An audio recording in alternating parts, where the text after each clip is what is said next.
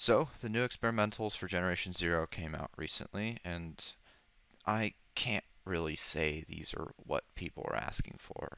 These have been added to try to give late game players something new to play around with, but they really aren't that interesting compared to the pre-existing experimental weapons. The biggest issue is that most of them are actively worse than their regular counterparts, which is something I'm very disappointed with because the regular experimental weapons were the whole draw of them was that they were a straight upgrade from the original one. Like the K-Pist is just the regular K-Pist 5 crown with a higher rate of fire, or the KVM is just a regular, the KVM 59, the regular KVM 59 plus the ability to chain lightning, which is which has some drawbacks, but they were all the existing experimental weapons before these new ones were basically just the regular one plus something new, but they didn't override the base gun underneath, which is the problem with these new ones. Because all of these new ones, the revolver, the hunting rifle, and the light machine gun, all override the gun underneath in ways that make them actively less usable and less fun, to be honest, than their 5 crown counterparts.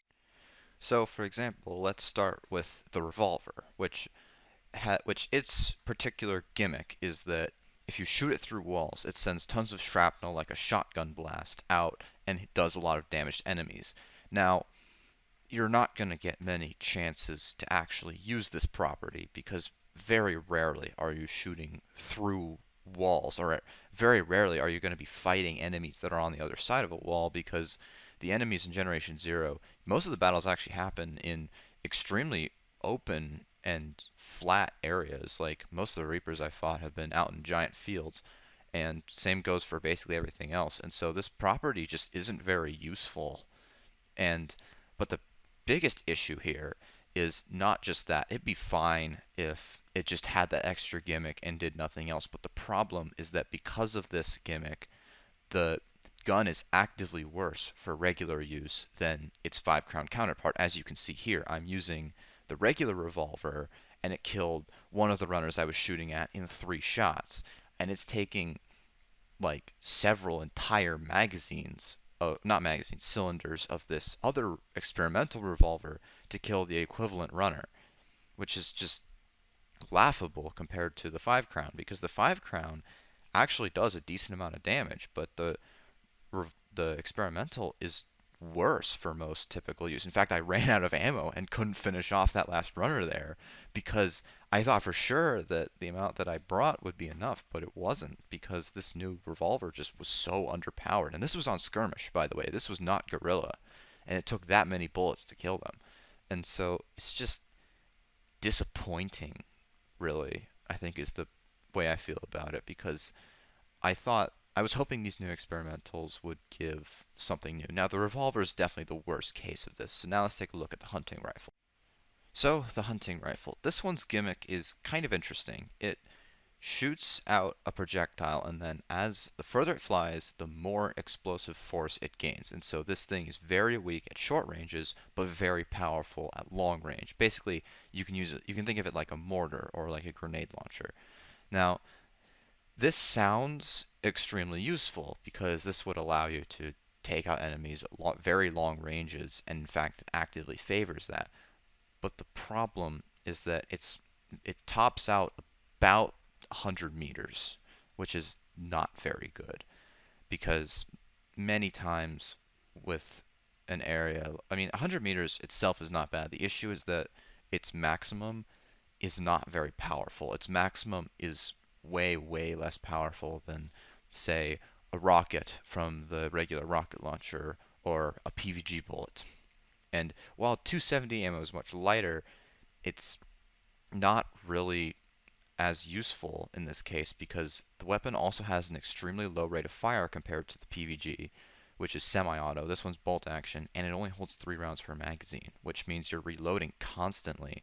In fact, I bring 27 rounds of this gun to this fight here, and this is against a prototype tank. Again, this is on skirmish difficulty, not guerrilla, and it takes me so long to. It doesn't even finish the tank. It just fails at the end because it just ran out of bullets. I thought 27 for sure would be enough to take out a prototype tank, but it just wasn't because part of the reason was actually I was missing a lot of my shots because this weapon it's consistent with how much the bullet drops, but it's very hard to tell how much the bullets will drop. And that's another issue with this particular experimental, and this will be an issue with the LMG too, is that they are very difficult to use to the point where they're not fun to use, and they're also not as like viable in combat just because of how little like just because of how unintuitive and clunky they are, especially this hunting rifle because you can see like there's tons of bullet drop. I'm missing like half my shots here because I'm just not used to having to account for this. And I'm starting to get a sense of where I need to be shooting, but it's kind of difficult to do with this rifle. And that's the biggest issue is it is actively harder to use than other alternatives and its purposes are like are all things that other weapons do better. Like the PVG is way better at long ranges for these kind of things, and it has a higher rate of fire. And yeah, its bullets are way heavier, but that doesn't really matter late game because it's 50 cal. You got plenty of that if you know where to look. And so it's just not worth using compared to the PVG or the rocket launcher because those two weapons cover everything this one does infinitely better and they don't have the drawbacks this does because this thing's borderline useless at close ranges. And so if something runs up to you, you got to switch weapon anyway. Meanwhile, the PVG, you can use that at any range basically. And the rocket launcher, you got to make sure you don't blow yourself up with it, but you'll never have to worry about missing your shots like this, and you'll never have to worry about using it at like 20 meters. And so this thing has a shorter range than both of those guns, as another person, Dudu, showed in his video, and it's just not as useful or powerful as those guns. I think if this thing's damage and blast radius were twice as powerful, it might be viable just from that. That's the biggest issue with this, is it's just so underpowered that the amount of difficulty with using it just isn't worth the extra effort in basically every case. And as you can see, I actually go and just for comparison, I went and used the PVG on two higher class tanks at the same time than I used the hunting rifle on, and I defeat them in less time with less ammo. And it really shows just how underpowered this weapon is because it just cannot compare to the existing weapons. And it's more of what I talked about again, how these new experimentals are worse than their 5 crown counterparts because the experimental gimmick of them overrides the gun underneath. Like the hunting rifle, like the regular hunting rifle is a sniper rifle. You're meant to use it at long ranges, and it's kind of useful for that, especially early game. It's got its uses, but this experimental thing, there's nothing it does that other experimentals or even other 5 crowns do better, and there's nothing to really make it as good because of this, because it just cannot compete with, say, the PVG or the rocket launcher or really anything.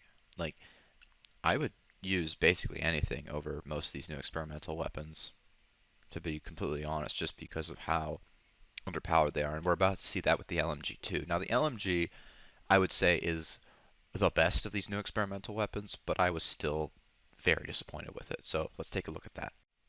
So here we are with the KVM. Now I'm comparing it to the experimental KVM 59 because the 59 is one of my favorite weapons in the game with its experimental version because it's so powerful and it has so many great group-based applications. So now let's take a look at the experimental KVM 89. Now this gun's gimmick is weird. It starts out really bad, but then once you get into this sweet spot here, it is almost a perfect laser, but you have to burst fire it to keep it in that because if you overheat it, then you can't use the gun at all. Now, this is extremely difficult to do in combat because you cannot fire while sprinting, which you're doing constantly in Generation Zero. But also, more importantly, you cannot aim down sights with this thing because obviously at first the recoil is completely out of control. You just can't use it. But then once you get further in, you still really can't aim down sights because you can't see that gauge very easily in order to tell how close you are. And so this gun is just not viable for really any combat encounter. And it's kind of unfortunate because this one, the LMG, was the one I had probably the highest hopes for in terms of just how cool it would be because I thought like I saw the LMG there and I thought, ooh, that looks fun to use, but it just really isn't because it's just worse than the regular KVM. Like I don't need the LMG to be a laser. I can aim down the sights and I don't want to burst fire it. And again, like I said, you can't shoot while sprinting with this thing. So with any gun, but that's a problem here because that makes it really difficult to keep it in that sweet spot for an extended period of time. Because like if you have to move, then you're basically screwed, which is the biggest issue with this weapon is it just cannot compete with its own 5 crown counterpart or the experimental KVM 59, which has a much more straightforward gimmick. It's just chain lightning. You just shoot it and it will hit other enemies. It's like the it's just the base gun with the added bonus of chain lightning. This one's gimmick is actively detrimental to using it. And that's the issue with so many of these weapons is their gimmicks are, like I said, they override the gun underneath them, which makes them incredibly difficult to use because they just like completely replace the original gun. In fact, they a lot of these could probably not necessarily the revolver, but the especially the hunting rifle, that could have been its own gun. In fact, it probably should have been because it's so divorced from the hunting rifle it's based on that I it's hard to even see them as the same weapon. I mean, the the experimental hunting rifle has a grenade launcher sight on it because it's got so much bullet drop, whereas the regular one's a sniper rifle. It's meant for long range precision shooting. And so I just am extremely disappointed in these weapons because they're so. I had really hoped these would give us something new as late game players to mess around with in the game. I was hoping for something new and interesting to help vary up my playstyle, but these just aren't doing that because of these issues I mentioned, and also just because they are not very powerful. Like I think the KVM 89, like the hunting rifle, I think both of them could have their uses in like very limited capacities if they did like twice as much damage. Because that's the biggest issue. They're like the same as they don't put out much more damage than other alternatives that are easier and I would say more fun to use. Like the PVG is a ton of fun to use and it does way more damage than uh, the hunting rifle or the regular KVM 59 experimental. That one's chain lightning is so much fun to use, especially with shock ammo. You get to watch it bounce around all the enemies and just rip them apart. But the 89, you got to be constantly like almost not even paying attention to what you're shooting. You just have to be like staring at the gauge constantly, making sure you're not going over. And that's the issue. They're too difficult to use for the amount of damage they do.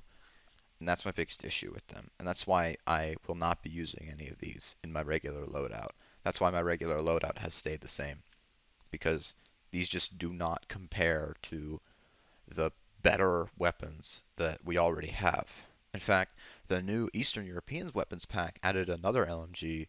I forget what it's called, but it's extremely good for single targets. It's like this kind of similar to the KVM, but it's an extremely good LMG, 5 crown, no experimental for it. And it's a ton of fun to use because it's just a normal LMG. That works fine. But this these new ones are so difficult and so limited in their applications that they're not fun to use. And they're also just not practical either. They're so painfully impractical that I could never imagine bringing these to like a Reaper fight or anything like that. And so yeah,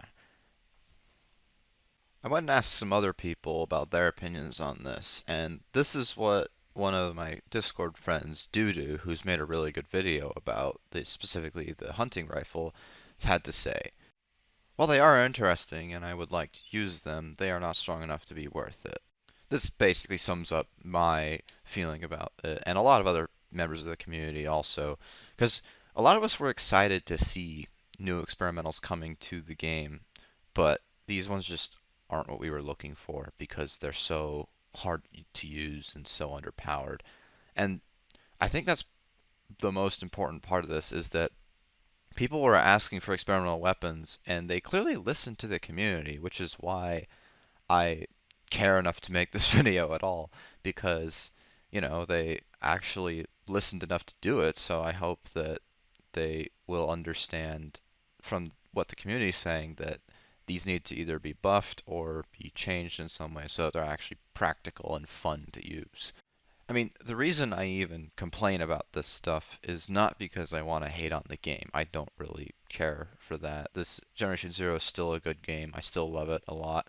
The reason why I complain about these is because I think the game can be better, and I want it to be better. Same like almost like a teacher yelling at the kid they actually like instead of the ones who they hate because the one they like actually might have a chance of succeeding and they want to help with that. That's kind of how I feel about complaining about Generation Zero was I wanted to I wanted to talk about how there are flaws, but it's still a good game and I still do want to see where it goes in the future.